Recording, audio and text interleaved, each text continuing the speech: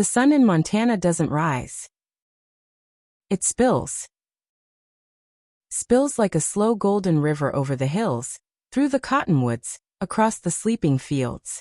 It touches fence posts, rusted metal gates, the wide back of a chestnut horse, and eventually, the weathered porch where James sits, coffee in hand. His boots are already on. He's been up since 5, same as every day. Not because he has to, because that's how it is. On a ranch, time doesn't follow clocks, it follows light and rain, and animals who don't much care for your schedule. James is 52. Doesn't say much. Doesn't need to. His face is sun-lined, his palms thick and worn. There's a scar near his left eyebrow from the time a steer kicked loose in a storm, and a long, slow way of moving that says, "I've done this before." By 6 a.m., he's feeding hay to a dozen head of cattle. His breath mists in the morning chill, and the cows gather slowly, snorting gently, eyes dark and soft. He checks the fences as he walks, glancing at the posts like they might speak to him. He whistles low and Buck, his blue heeler, comes running. No commands needed. Buck knows the rhythm. They move in silence.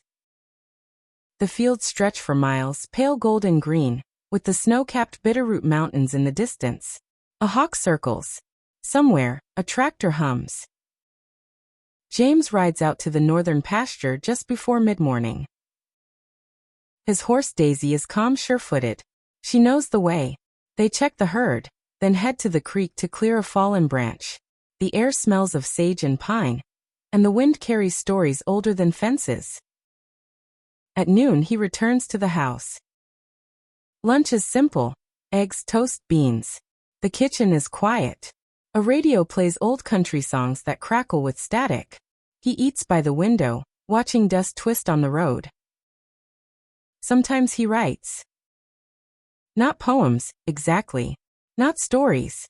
Just lines. Wind like a woman who doesn't wait.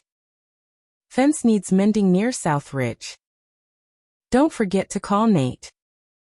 Afternoon is for repair work. A broken latch on the barn. Oil change for the ATV.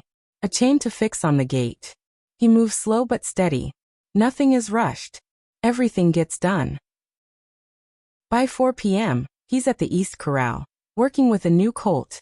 Patient, quiet. He talks to the horse the way some men pray. Steady, low, certain. The colt resists, then trusts, then resists again. James never raises his voice. By dusk, the sky turns lavender and gold. He stands in the pasture, hands on hips, watching the cattle shift in silhouette. Coyotes call from far off. The air cools fast. Dinner is a skillet meal. Potatoes, onions, sausage. He pours a small glass of whiskey, sits back on the porch and listens. To the wind in the cottonwoods. To the creak of the barn. To the memory of his father's voice, somewhere deep inside. The stars arrive like old friends. No neighbors. No traffic. No rush. Just James, Buck asleep at his feet, and the land that has known his name longer than most people have. He writes one more line before bed. The days are long, but they are mine. Then he turns off the light and lets the quiet hold him like a story still unfolding.